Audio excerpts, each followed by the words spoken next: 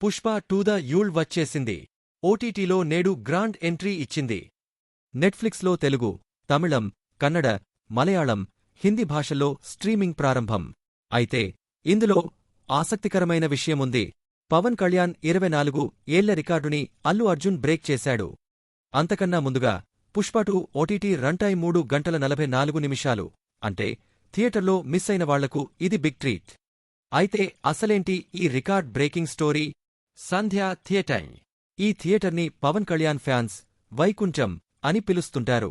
ఎందుకంటే ఖుషి సినిమా ఇక్కడ 1.56 కోట్ల గ్రాస్ వసూలు చేసి అన్బీటబుల్ రికార్డ్ క్రియేట్ చేసింది. రెండో స్థానంలో కూడా పవన్ కళ్యాణ్ తొలిప్రేమ. 24 ఏళ్లపాటు ఈ రికార్డ్ ఎవరూ బీట్ చేయలేకపోయారు.